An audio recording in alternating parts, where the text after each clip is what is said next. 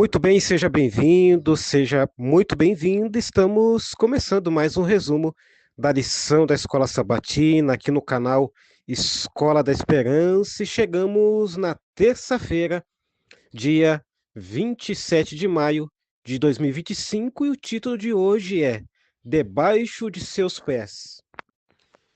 A lição de hoje, terça-feira, ela segue uma sequência, né? Analisando o livro de Salmos. E hoje, dando uma ênfase bem interessante ao Salmo 47, versículo 1 a 4. Ali, esse salmo ele destaca não só o domínio de Cristo, mas também destaca, né, ou melhor, exalta a soberania de Deus sobre todas as nações.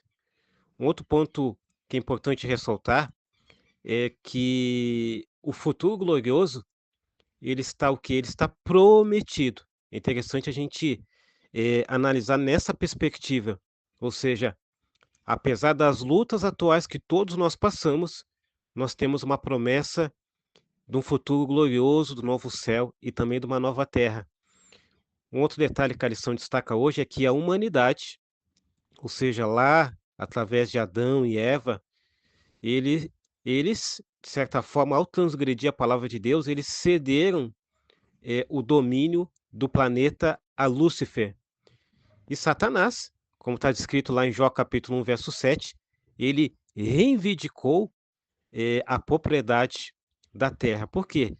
Porque ao longo dos séculos, né, eh, andar pela terra indicava posse, ou seja, uma pessoa que tinha essa, entre aspas, né, liberdade de andar, significava que ela ou era ou tinha posse daquele lugar, daquela terra, ou ela tinha ali, uma livre condição, digamos assim, uma autorização de andar por aquele lugar. A lição também ainda destaca, lá em Gênesis capítulo 3, verso 17, de que Deus, ele prometeu a terra a Abraão como herança. Então, são pontos bem importantes. Aí, saímos do Salmo 47 e analisamos ali 1 Tessalonicenses capítulo 4, versículo 13 a 17. E essas passagens, querido professor, querida professora, elas falam de eventos diferentes ligados ao retorno de Cristo. Por exemplo, Cristo encontra o santo nos ares. É aqui um evento. Zacarias capítulo 14, verso 4, Cristo ele coloca os pés no Monte das Oliveiras após o milênio, como destaca lá o profeta. Ellen White, inspirada por Deus, ela descreve o retorno glorioso e também a descida da Nova Jerusalém à Terra. Um outro ponto que é importante ressaltar que a soberania de Cristo se estabelece de forma visível e total na Terra. Quando eu volto um pouquinho no Salmo 47, é evidente que não vou ler todos os versos, né, embora sejam 4 versículos, ali, ali é um chamado, né, universal para louvar a Deus com alegria. Então a lição da Escola Sabatina de hoje, terça-feira, ela reforça um conceito importante que foi destacado na semana passada. O verso 2 do capítulo 47 do livro de Salmos destaca que Deus, ele é o quê? Ele é soberano sobre todos os reinos e povos. O verso 3, que destaca que ele se submeteu, ou melhor, ele nos submeteu os povos e pôs sob os nossos pés as nações, ou seja, a vitória, ela é o quê? Ela é atribuída a Deus, que dá domínio ao seu povo por consequência. O verso 4 do Salmo 147, escolheu escolheu-nos a nossa herança, a glória de Jacó, a quem ele amou. Ou seja, a herança divina é a terra prometida e isso é dada por amor. Salmo capítulo 1, ou melhor, Jó capítulo 1, verso 7, que a gente já ressaltou, né, sobre a questão de Satanás ali, que ele declara que anda livremente pela terra, sugerindo o quê? Sugerindo autoridade sobre ela.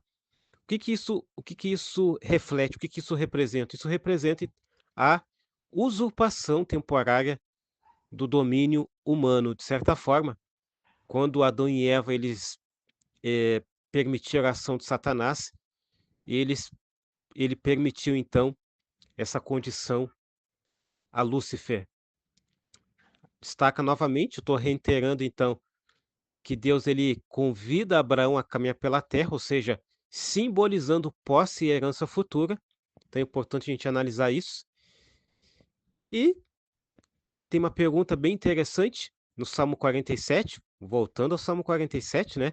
Versículo 1 a 4, que diz sobre o nosso lugar no reino de Cristo. A gente já destacou, porém, o texto ele mostra que Deus ele nos escolheu para uma herança gloriosa. Segundo ponto é que apesar da luta presente que todos nós passamos, o povo de Deus tem o domínio prometido de Deus. E os crentes, né, ainda em cima dessa pergunta, os crentes eles são chamados ao quê? A celebrar o reinado de Deus, que já reina, mas reinará plenamente no futuro aqui na terra. Tem uma pergunta, tendo como base 1 Tessalonicenses, né? Capítulo 4, versículo 3 a 17, e também Zacarias, capítulo 14, verso 4, que é o seguinte, né? Quais as diferenças entre esses textos e um outro texto? Ou melhor, qual é a diferença, né? Entre 1 Tessalonicenses, capítulo 4, verso 3 a 17, e Zacarias, capítulo 14, verso 4. Qual é a diferença? E o que ensinam sobre a soberania de Cristo? Basicamente, as diferenças entre 1 Tessalonicenses capítulo 4 e também Zacarias capítulo 14, verso 4, se a gente pegar aqui 1 Tessalonicenses primeiro, aqui fala da segunda vinda de Cristo, ou seja, os santos eles vão encontrar o Senhor nos ares, e não há menção de Cristo tocar a terra, tá certo? Zacarias, já destacando o fim do milênio, destaca que Cristo desce à terra, olha a diferença. Primeiro Tessalonicenses fala que Cristo ele não vai tocar a terra. Zacarias capítulo 14, por sua vez, fala que Cristo vai tocar a terra após o milênio. Então essa é a diferença. Por quê? Porque após o milênio, a terra ela já vai estar purificada. E se a terra vai estar purificada, ela não vai ter mais a presença do pecado. E não tendo a presença do pecado, ou seja, olha como eu estou mencionando gradativamente os processos. E o processo principal é que Cristo somente vai tocar a terra, por ser um Deus santo e perfeito e sem pecado. Ele vai ter então esta, digamos assim, essa condição de tocar numa terra que já passou pela purificação.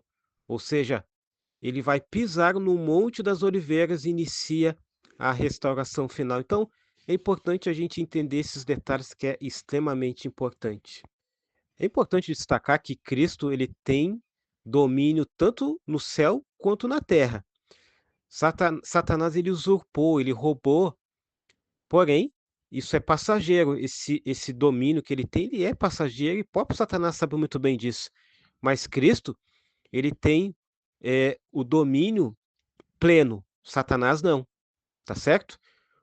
E é importante ressaltar que a soberania de Cristo, ele se manifesta de duas formas, né? A primeira é destacando a redenção, ou seja, o arrebatamento. O segundo ponto é que a restauração, ou seja, o estabelecimento do reino de Cristo, ele vai acontecer porque somente Cristo tem essa autonomia, porque pertence a Ele. E aqui eu quero finalizar com algumas lições. A primeira, reforçando que a soberania de Deus continua ativa, mesmo quando o mal parece dominar. Segunda lição é que Cristo voltará para tomar posse visível da terra e estabelecer justiça. Segunda lição, mesmo, ou melhor, terceira, mesmo em um mundo sob influência de Satanás, nossa herança está garantida em Cristo É claro, uma vez que a gente reconhece Ele como Salvador e também como Senhor. E continuando esse processo de preparação até o dia da glorificação. Quarta lição é que devemos viver em expectativa alegre e fiel, aguardando, então, a plena realização do reino de Deus. E uma quinta lição é que o plano de Deus é progressivo, ou seja, redenção agora, restauração total depois, após todos esses acontecimentos, todos esses processos que nós analisamos aqui e a Bíblia destaca também. Eu quero finalizar, como de costume, no livro O Grande Conflito, na página 678, Ellen White, inspirada por Deus, destaca que o reino do mal será destruído para sempre. A terra, restaurada, será o eterno lar dos remidos. Então, é fundamental a gente entender todos esses detalhes para que então possamos dar sequência ao nosso processo de santificação e, é claro, de preparação até a volta de Cristo. Estudamos então a lição de hoje, terça-feira, dia 27 de maio de 2025, que teve como título Debaixo de seus pés. Que Deus te abençoe, que Deus abençoe a tua semana de estudos através da lição da Escola Sabatina e, é claro, também através dos nossos resumos aqui no canal Escola da Esperança.